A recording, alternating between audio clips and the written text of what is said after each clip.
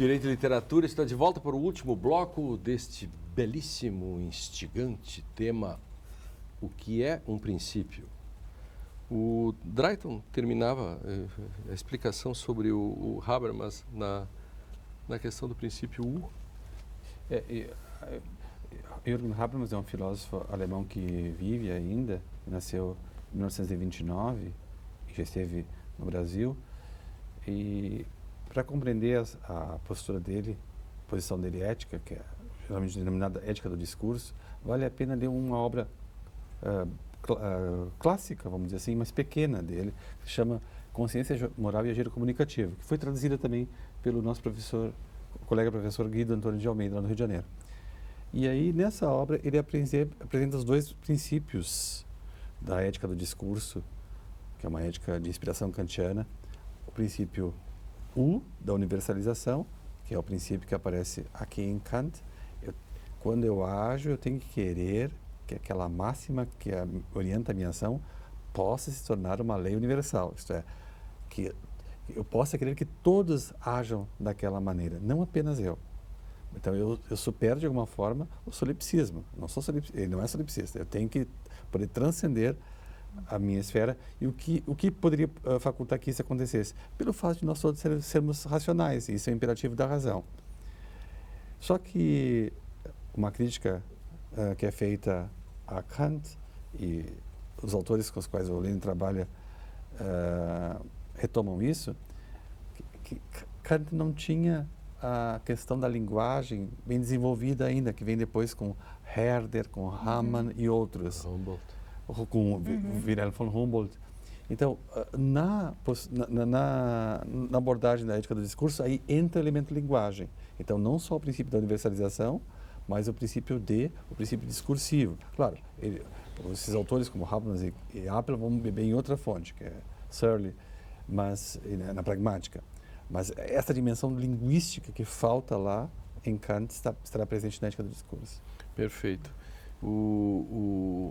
Nesse momento, nós estamos falando em princípio, há uma invasão, né? Eu chamo de panprincipiologismo, uma espécie de bolha especulativa de princípios, né? Uma fábrica de princípios. O Brasil é uma fábrica de princípios, age pouco por princípio, quase nada, mas tem uma fábrica de princípios.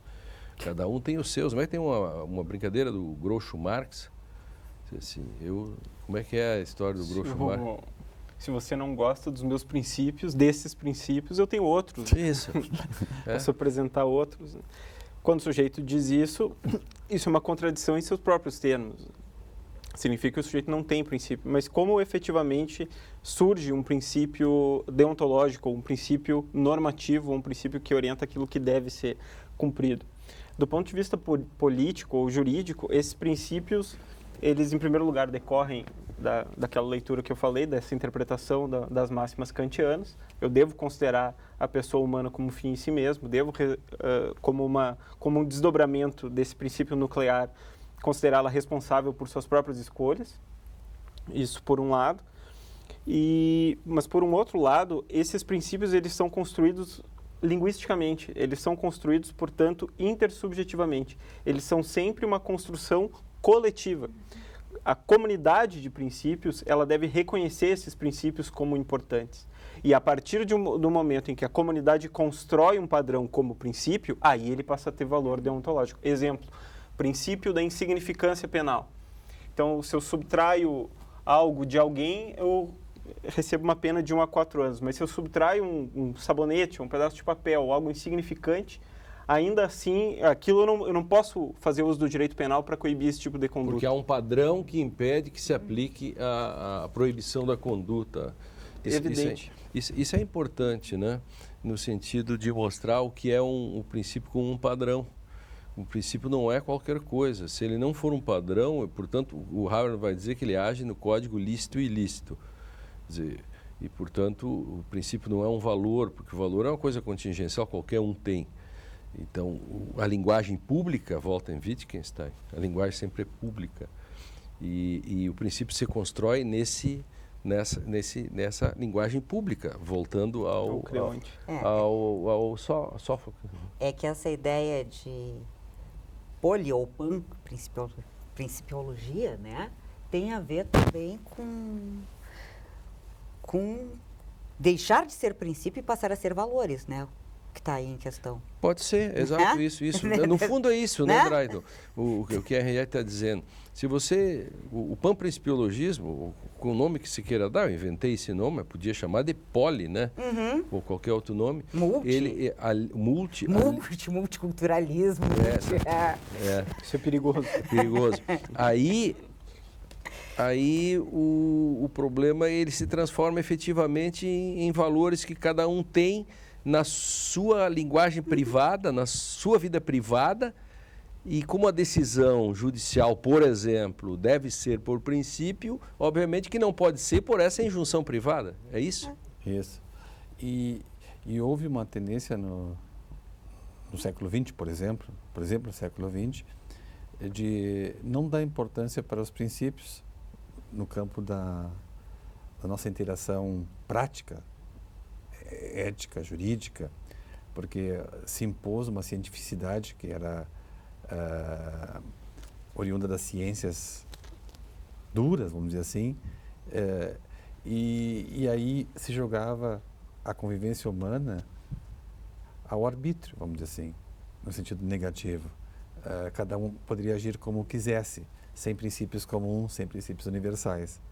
Mas se constatou que nós precisamos, sim, também na interação humana, de alguns princípios, provavelmente não são muitos, que sejam universais, universalíssimos. Nós não podemos entregar a convivência humana ao bel prazer do indivíduo, ainda que não tenhamos a mesma racionalidade que é característica das ciências duras. Mas há uma racionalidade presente na nossa interação.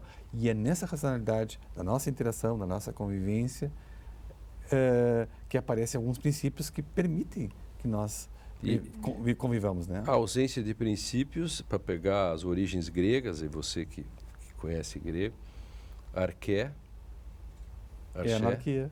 E anarché. Anarquia. Então, a anarquia é a ausência de princípios. Exatamente, a negação é a ausência de princípios. Só que não dá para viver. A gente pode até debater isso em sala de aula, ou num bar, na universidade, mas saiu do contexto teórico, intelectual, e vai conviver, mesmo naquela conversa no bar, não é possível anarquia, porque nós temos que ter algumas regras que vão nortear os princípios, a própria conversa. E regras, aquela conversa. A própria conversa tem conversa. Um princípio de que alguém pode interromper ou alguém pode não interromper, de algum modo vai ser normado. E eu suponho que o outro está operando com veracidade, né? Então há normas, vamos dizer assim, que orientam, conduzem aquela conversa ali. Então o anarquismo ele não teria lugar nesse contexto. Por que, Francisco, o Sísifo, a questão do princípio, então? O fato dele todos os dias... Quando o Sísifo se torna consciente da sua situação, isso se torna trágico. O caminho aponta que a situação dele é trágica, quando ele se torna autoconsciente da inutilidade da tarefa e daquela condenação eterna. Ainda assim, curiosamente, ele diz que pode haver um valor, não é essa palavra que ele usa, na tarefa que ele faz. E ele termina o livro dizendo que nós devemos imaginar Sísifo feliz. E, inclusive, diz que todos que se dão conta do absurdo ficam tentados a criar um manual sobre a felicidade. Pois Dworkin pega esse desafio de se entender o sentido da vida absurda, como algo adverbial. O sentido da vida é viver bem.